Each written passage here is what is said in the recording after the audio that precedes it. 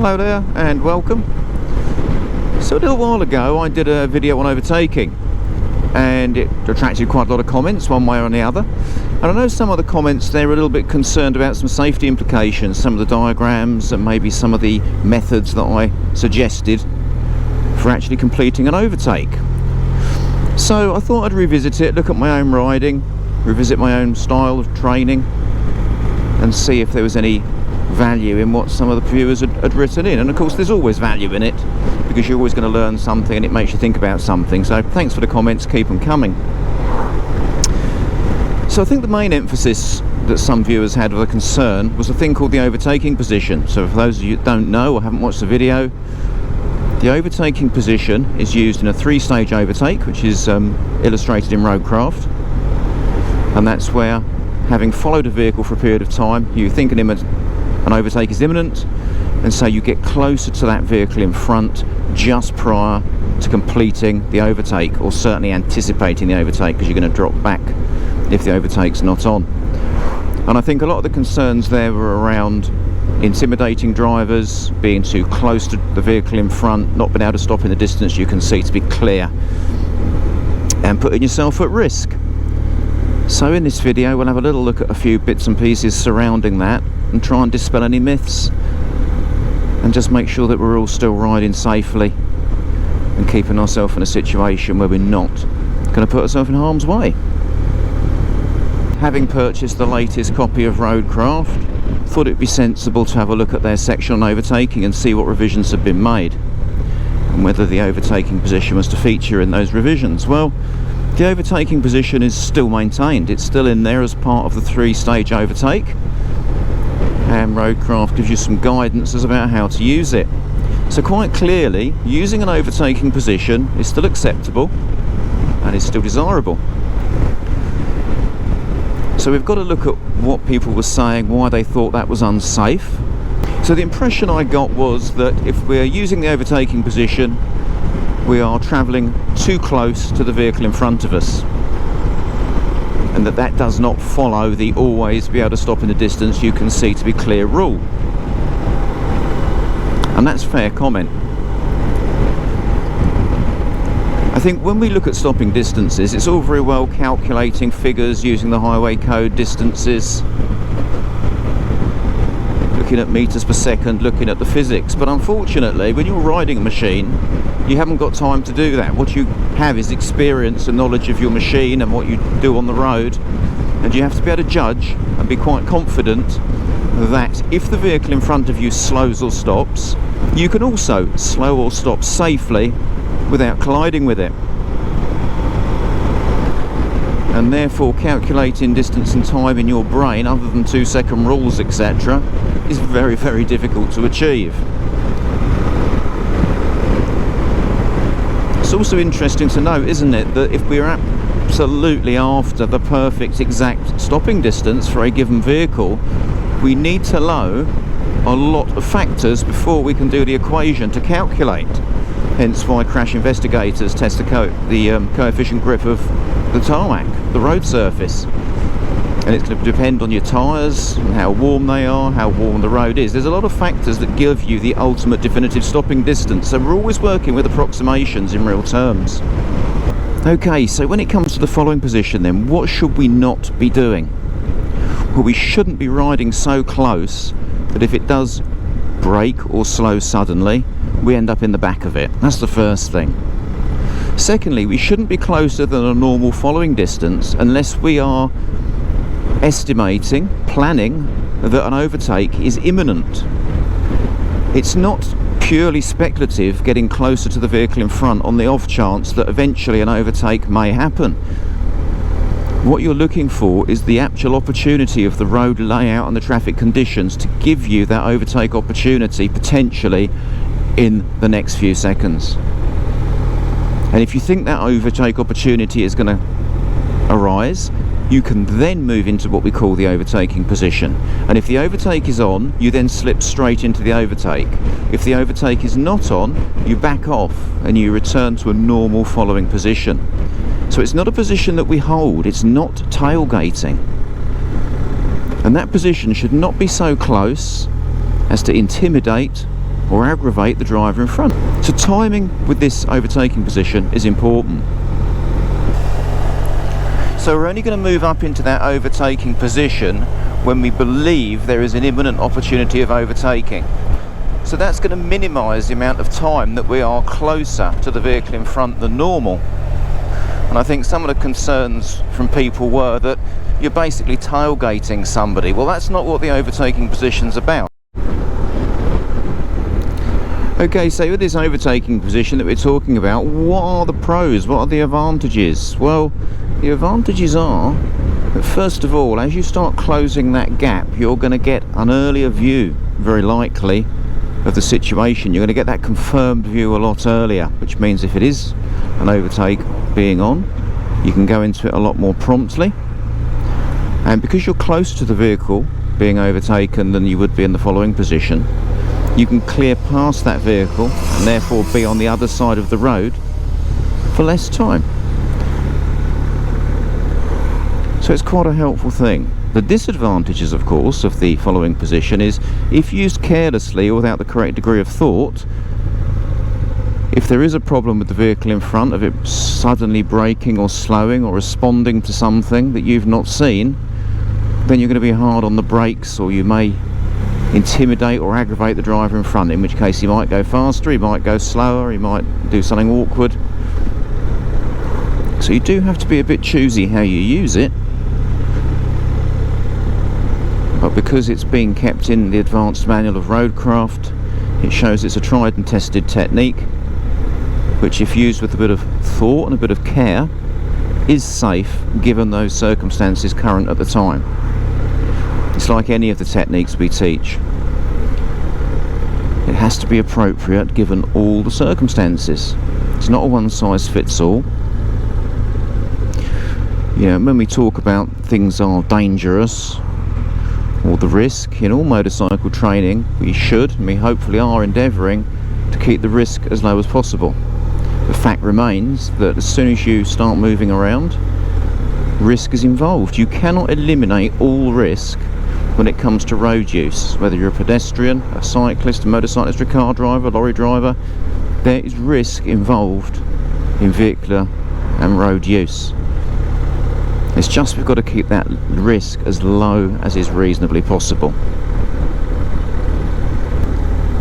So of course, part of safe motorcycling is all about creating space. Indeed it is.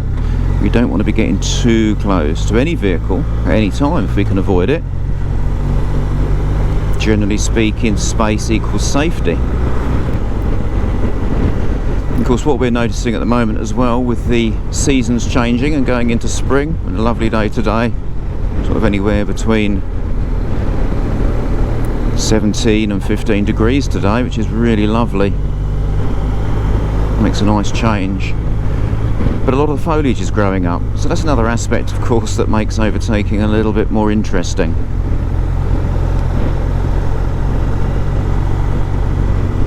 Just like here, you know, we're way below the national speed limit because of the heavy goods vehicle in front. You know, we're at 30, 35. There's no opportunities for overtake at the moment, sensibly or safely, so we're not going to close up on anybody. There's absolutely no point. We just sit back and we just watch it all happen. But we need to stay alert to the possibility that things may change, because they may develop, because they're very likely. But quite clearly, there's no way that I'm intending using an overtaking position at the moment. And now we're coming into a 30. We're not going to even think about overtaking at all. So with the vehicle in front there, then we've got a potential overtake, because the vehicle currently isn't at the national speed limit. We have got some room to overtake speed-wise. So we're just going to follow this vehicle at a normal following position. And once we see the opportunity may arise because of the road layout and traffic conditions, we can then consider moving up into the overtaking position. And the benefit that that overtaking position gives us is that we're on the other side of the road for less time, because we've got less distance to clear. Now I can see at the moment there's no way there's an overtake in the offing, so I'm just going to keep back at the standard following position. My gear is flexible enough to move me into the overtaking position should the need arise to do so. If I'm too far back and I think, oh, I'll overtake now, by the time I've moved out and covered that ground, something could be coming around the corner, and you could say, well, don't overtake them, but it minimises the amount of opportunities that you have to overtake. And that's the whole point of using this 3-stage overtake system. So if used with thought, consideration and care, it does actually preserve your safety. And of course you should not be getting closer to the vehicle in front if road hazards are such that that vehicle in front may need to slow or brake. That's just putting yourself naturally in danger. So you're only going to use this closer position when all factors suggest that the driver will be not hampered or compromised. So potentially after the white van there's an overtake, so I potentially could close up a little bit. Now that lorry's blocked the view of the bend, so now I'm going to hang back because, right, now we're going to go into the right-hander, so now I'm coming in for the view, mirrors checked, and then just back off a little bit. Right, into the overtaking position. No, it's not on. And now the lorry blocks the view of the bend ahead, so we're just going to back off again.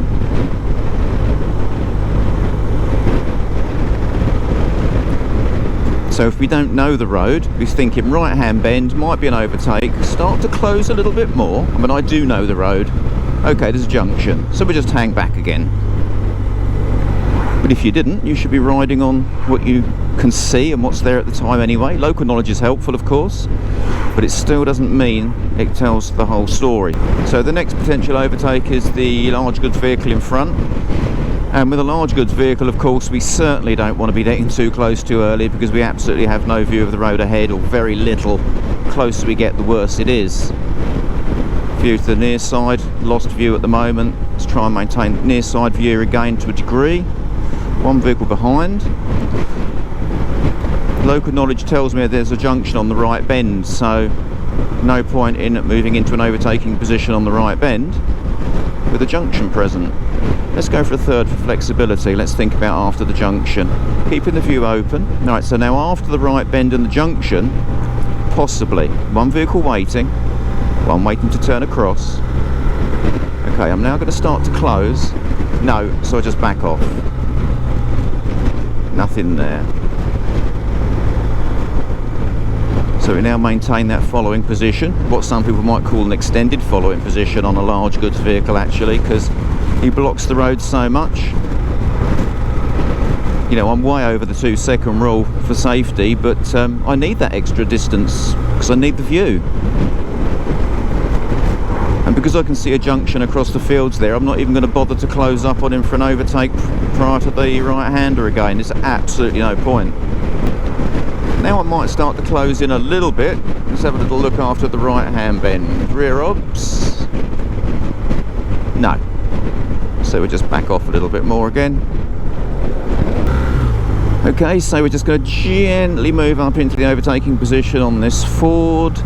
Try and close. Rear obs, one van behind. Just come in there a little bit early, really. Don't want to intimidate.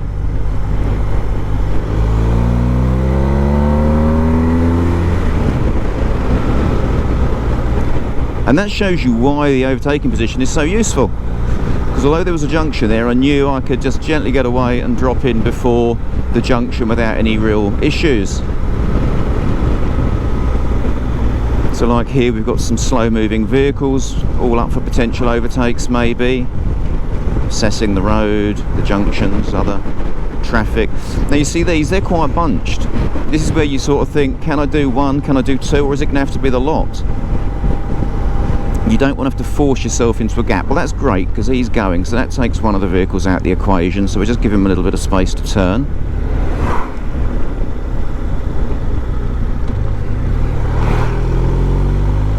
So now we've only got two to deal with. Quite a large vehicle, that camper van, so a good following distance is useful to keep that view open. View to the near side, plenty of traffic, so we just maintain the following distance.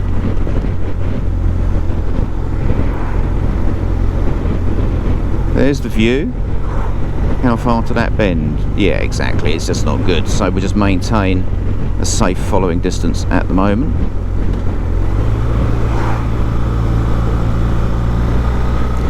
Flexible gears, so if I do need to start closing that ground, I can.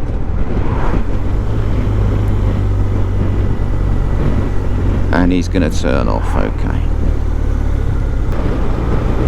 So it's like with this BMW, you know, he's quick in some places and slow for the bends. So start moving up, we might better go after this bend. Flexible gear, rear ob's covered, we're all good. He's on the bend, right, moving up.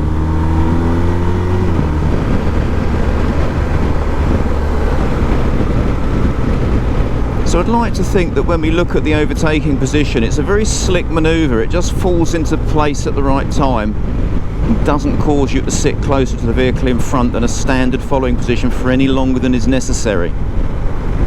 It's quite brief, and I think a lot of the safety concerns were that perhaps it was felt the order of the day was tailgate that vehicle in front to get an overtake in. Well, of course, that's not what we're after at all.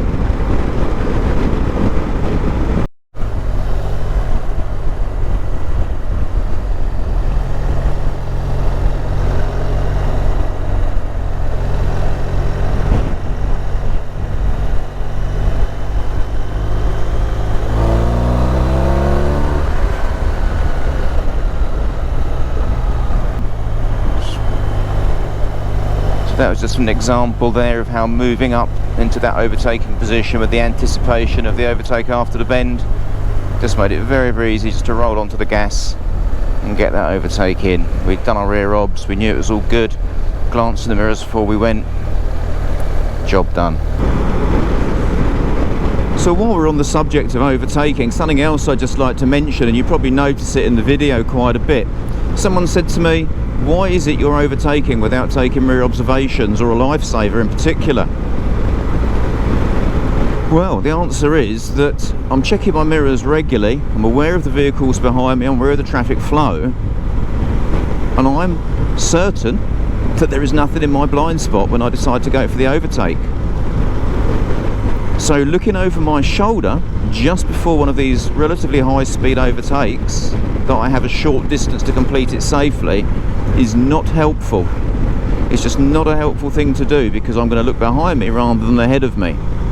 And of course I shouldn't be going if I've got any concerns about what's coming up behind me or alongside of me. Now, I check my mirrors very regularly, and when I start seeing an opportunity for an overtake, I become particularly aware of those mirrors, because I need to know what is happening behind very early on. That way it will negate my necessity to put a lifesaver in. Now, if I was in very thick traffic behind me, had lots of vehicles behind me, and it was very slow, and there's a chance a motorcycle or an irate motorist might do something daft, then I'd have to seriously reconsider whether I did put that lifesaver in before overtaking, because we always consider a lifesaver prior to doing any manoeuvre.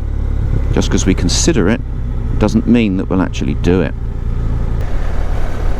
Okay, so that's the end of this video. I hope it's been helpful to some of you and maybe clarified a few points and just my ways of thinking.